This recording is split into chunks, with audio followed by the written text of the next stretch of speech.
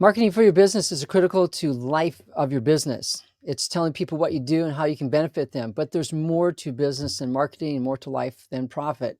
And today I brought on Jeremy Reyes from Purpose Beyond Profit. And the name aptly describes that mission. We live in a business economy that uses people as a tool to love profit. But Jeremy is helping to grow a new economy that uses business to love people instead. And so, because people are more important than just a tool to make money, hence purpose beyond a profit. Jeremy, welcome. And yeah, to start off today, you've worked with a lot of businesses. What is one way you have found to honor God in your business? That Hmm, That's a good question. Thanks for having me, David. Um, I think the primary way that the Lord has been calling me to honor Him is first with my heart, and by heart I mean my intentions and my motivations. So, growing up, I understood what truth was because I grew up in a Christian home, and so the principles and the right thing to do was kind of instilled in me from a young age. But over the last several years, the Lord has been asking me why I do the things that I do. And when I started to ask myself that question or allow God to ask me that question, I didn't really like the responses I was getting when I was being honest with myself. And so honoring the Lord in this season has looked like first being real and honest about what my true intentions are in business. Not liking the answer, but understanding that the Lord still meets me there, that He wants to be present with me, even in my ugliness, even in my brokenness. But He wants to redeem that. And He wants me to not just um, glorify Him with the money that I make, but glorify Him and honor Him in the way in which I'm making money, the way in which I'm running my business. So I have a feeling that's going to be a lifelong journey, and there's a lot more room for me to grow in that. But it's also been really, really redeeming. I would say over the last um, probably 4 years of just really taking honest assessments of where I'm at, allowing the Lord to meet me there, and um, Him leading me into building Purpose Beyond Profit. that's very good. That's neat. It's like I have to answer honestly, but it's not always the answer I like. But that at least you're being honest, and yeah, God takes you from where you are from point A to point B, and that's great. Yeah. Um, we talked about earlier, you used to be heavy into marketing, and that was like all you did. And then you got transitioned to where you are today with business purpose. I'm sorry, purpose beyond profit. Sorry, You're mixed all that up for you. Tell us your journey. A lot of people like to see the journey. What made you go from marketing solely to this venture you're in now? Yeah. Long story short, I grew up in an entrepreneurial home. My dad was an entrepreneur, and so big family. He did whatever it took to put food on the table. I learned from him, just going on little. Um, Hmm. I'd said ride-alongs in the last interview I did, and my wife was like, "Ride-alongs is only in the context of like going with a police officer in a cop car." So I'm not sure what to call it. He would allow me to come along with him, right? Sure.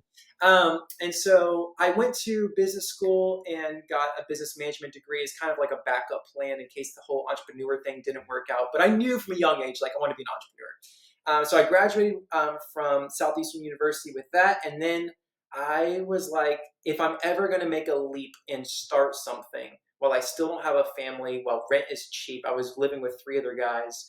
I was like, now's the time to do it. So I went for it, started Hmm. a full service marketing agency, like you were saying. And my original intentions, it's funny, I'm talking about intentions again. My original intentions were to bring truth and love to the marketing industry because I saw it in my dealings with it growing up as kind of like a historically dark place. And the more you see marketing, the more we're probably all aware of how it's a lot of times just deceitful, very, what can I get out of you, very numbers focused. And so I wanted to change that, but I didn't realize yet at that time that God mostly just wanted to change me and my heart. And so Okay. for the first 4 months, I didn't land my first client, which was very ironic because I was running a marketing agency, supposedly able to help people market themselves. And so imposter syndrome set in, and so eventually I landed my first couple of clients. I started this little magazine called This Is Why, and I just started traveling to little local businesses around where I was living, still living in Central Florida.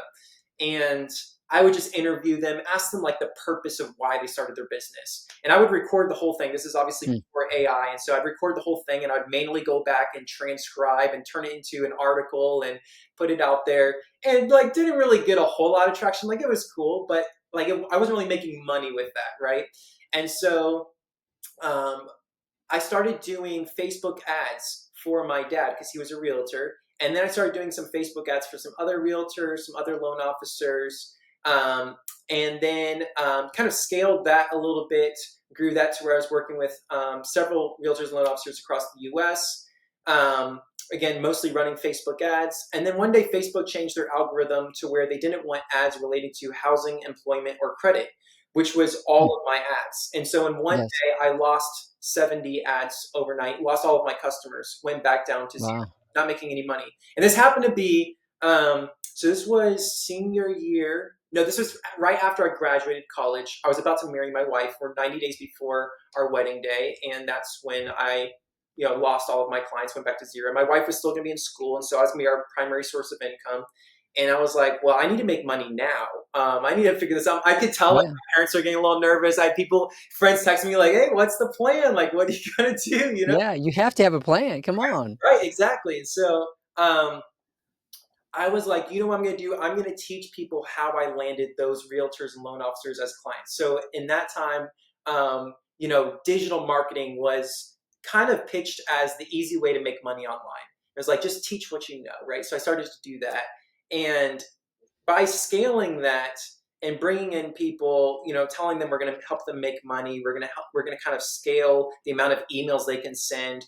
We developed software that would evade Google's spam filters so we could send even more emails. Like, it would spin text, it would change the text into emails so that we could, it looked like we were manually sending out these emails, but we weren't. We created templates that would be kind of a little Hmm. bit deceptive in the sense that we would ask them, hey, are you offering XYZ service? The business would respond thinking that we were a potential customer, which of course we weren't. And then we would say, hey, we'd love to send you 10 to 15 people next month who want XYZ service. Now, obviously, we didn't have 10 to 15 people lined up.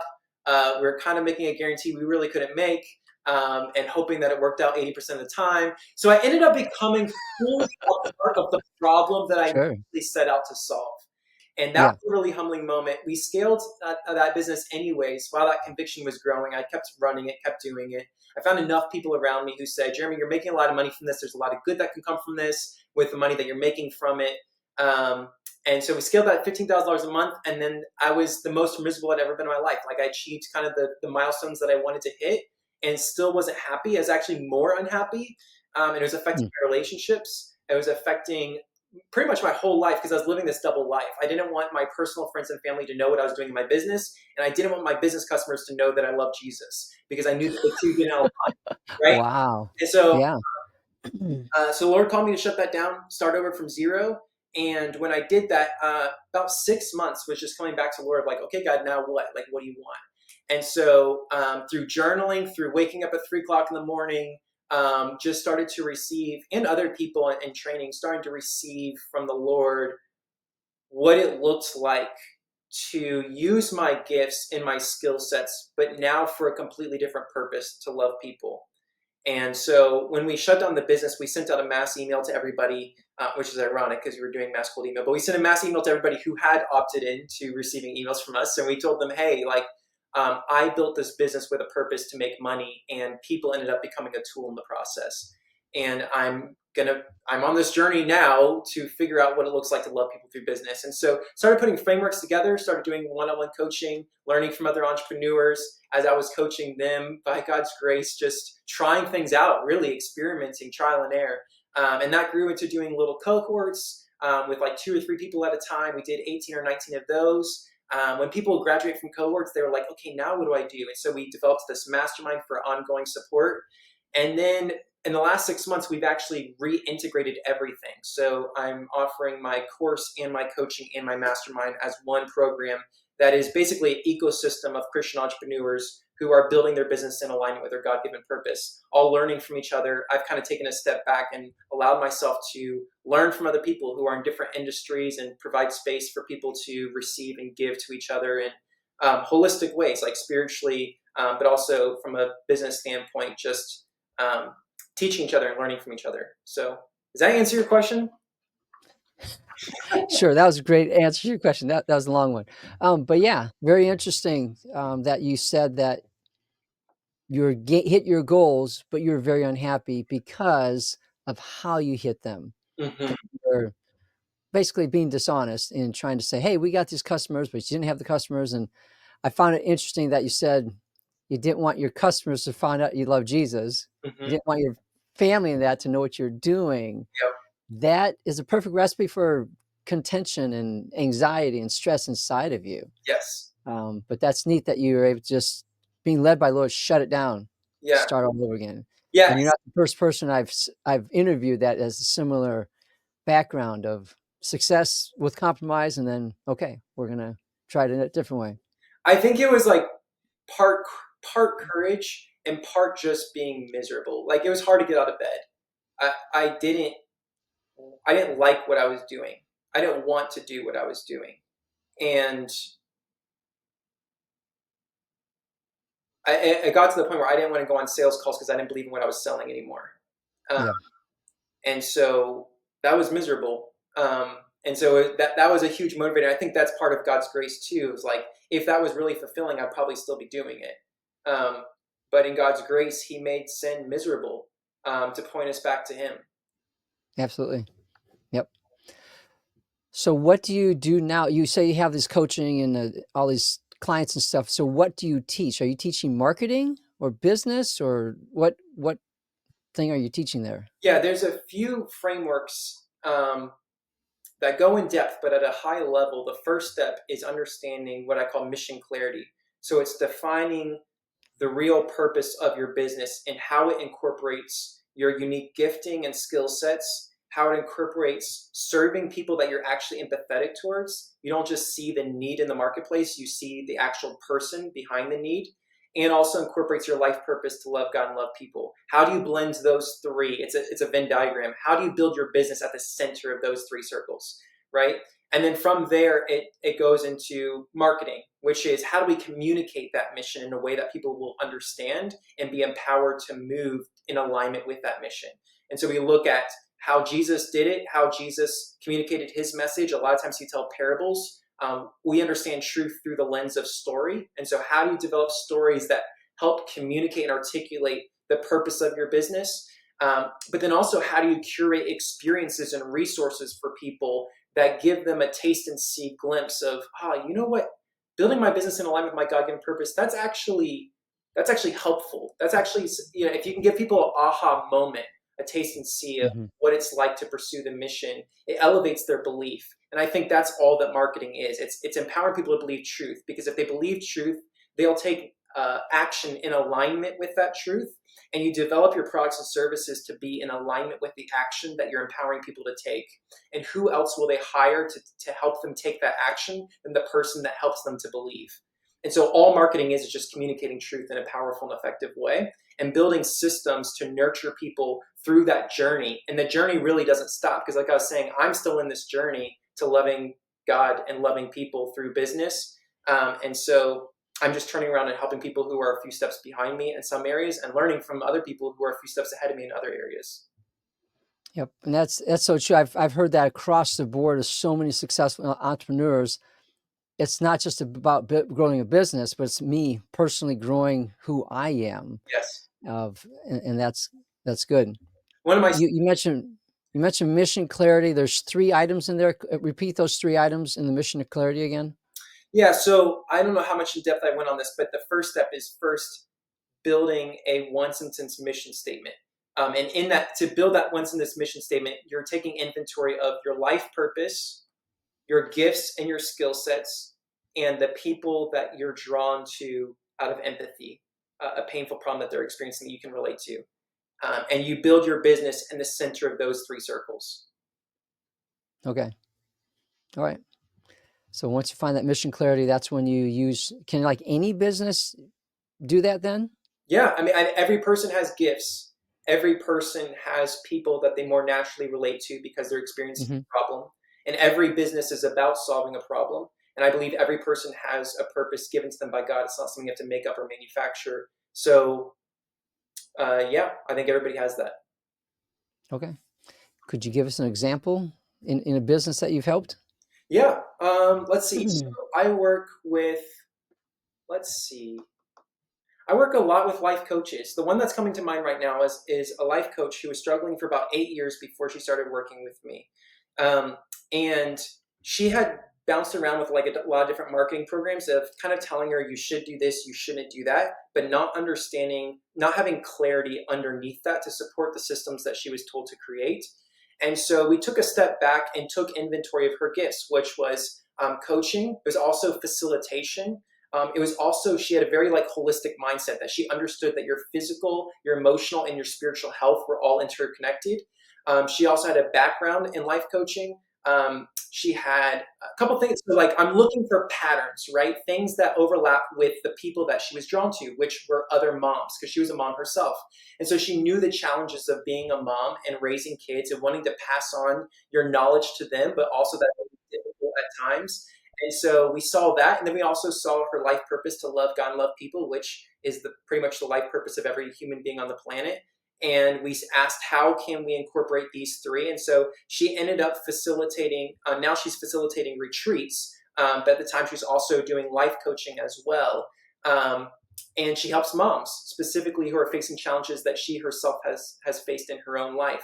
And that's just part of her redemption story of God redeeming the brokenness that she had faced earlier on in being a mom, and being able to turn around and help moms who are going through that season in real time. Okay. So do you help more coaches and things like that, or like somebody who owns a restaurant? Would that fit into what you do too? Could they do something like that as well? Yeah, so we help pretty much. I don't do as much product based. It tends to be a lot of service based businesses. I Okay. do end up Yep. working with a lot of coaches, but yeah, it can work for any business.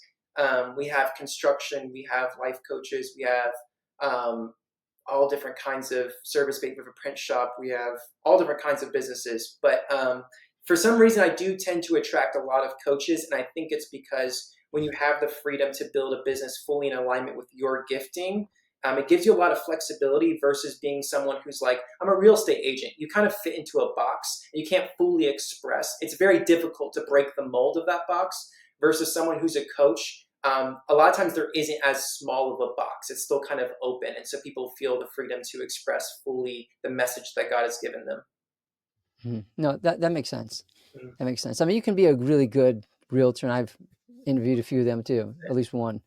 But so before they come to you, what kind of how do you know that this is something they need? What kind of mistakes do you see that people are making in their business, and they come to you and it's like, you know what? If you're more focused on your mission and get clarity on that, you can have this. What kind of things do they do? Yeah. Before they come into working with me. Yeah. Yeah, before they come into working with me, the two biggest things that they're facing is number one, imposter syndrome. And the reason they're facing imposter syndrome is because they have been told that they have to position themselves as the perfect expert, the person who's figured everything out. And your brain is fine. Your brain is doing okay when it's telling you, yeah, but you're really not a perfect expert. Like, I don't think imposter syndrome is an actual syndrome 95% of the time. I think you're just not supposed to position yourself as someone that you're not. And one is Yes. shiny object syndrome. And that comes Oh out yeah. of like a lot of lies are told in the marketing space that you can make quick money and that transactions are the best way to build a business. And there's a lot of ways to generate quick transactions in business. And so you end up jumping from tactic to tactic. And the problem about jumping from tactic to tactic and technology and platforms and algorithms and hacks and all of those things is they change constantly. And so a lot of times people build their business on a hack or on a tool or on a tactic, and when that tactic or that technology changes, you have no Mm, foundation underneath it. And so it's exhausting. You end up feeling like on a hamster wheel and you can't really keep up with everybody in the marketplace. So those are the two biggest challenges that I really love to solve because they're challenges that I faced myself until I knew sure. my real purpose in business was and how to build profitable systems that were built on top of that foundation. Yep. And that makes sense. I've experienced that. I've gotten into coaching, and early on I'm always like, I got all this great content, and somebody's like, you need to make it your own. It just kind of baffles me. It's like, what? You're discouraging me. No, you got to make it your own. And it's true. I had to take whatever there and assimilate it. And I've since have thrown some of it out and got my Bible, because I know I'm good at, I read the Bible for over 40 years. I know the Bible inside and out. And so I'm taking that and the little bit of coaching and the business I have and making something brand new to me that I'm fully 100% behind. Mhm. I have more confidence and I don't feel like an imposter. And like you said, that's what the whole thing was, is like, just put yourself out there as their guide. It's like, Yeah. but I'm not. Mhm. So, but yeah, this is a lot better way to go about things. Yeah. Um, so what are some first steps that they could take, if they find themselves in this um, imposter syndrome and they want to get out of it? What are some first steps that they could take to try to get out of that? Yeah. This is not normally what I normally say, but the first thing that came to mind when you said that was humility. Um, you are not God. I am not God. We like to play God, pretend to be God, Mm, want to be God. Only God is perfect. And you are given a perfect righteousness that is not your own. Um, that's hard to accept with an ego, with pride. It really is. I've tried to earn it. I've tried to work so hard. I've worked myself to death trying to earn something that was just freely given to me. I would say that's step one. The second step would be probably a practical application of that, which would be the three circles that we talked about. I start all my students there. I start all my students with taking full inventory of their gifts, their empathy, and their life purpose. As far as um, growing the business from a marketing perspective, I'm a really big fan of what Jesus did when he called his disciples one at a time and two at a time. But when it was time to deliver his resources, the fish and the loaves to the masses, he didn't, even while he was performing a miracle, didn't deliver the resources to the crowds by himself, which seems kind of wild because he's God and he's able to do that. But instead, he puts the fish and the loaves into the hands of his disciples, and the mm, disciples distribute to sure. the masses.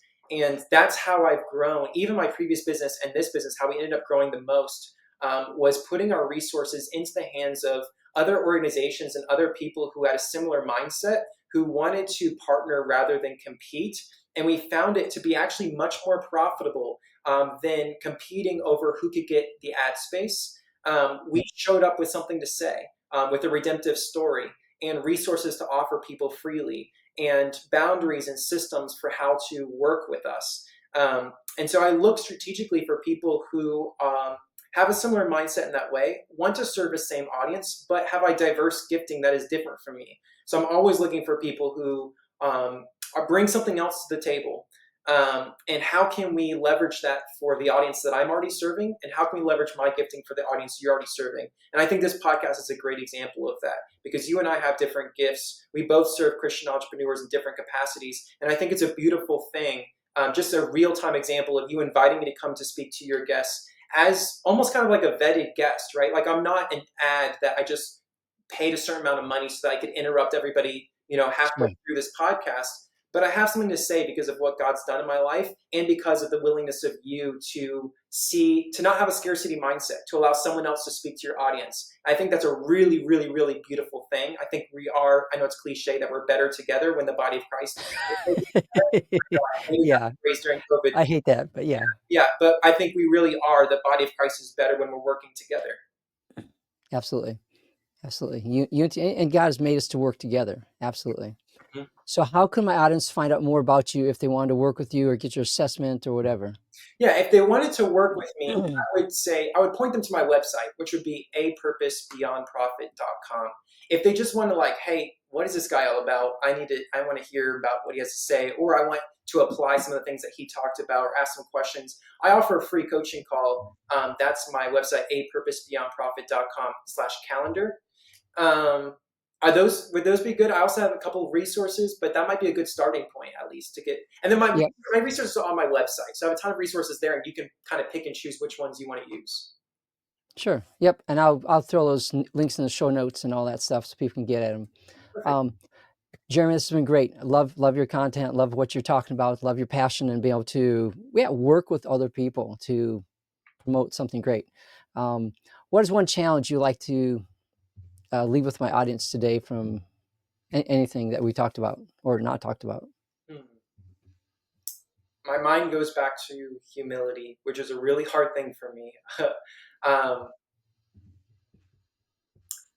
I think the seven most important words, I was just reflecting on this throughout this week, that we can really meditate on is that God is love and I am loved.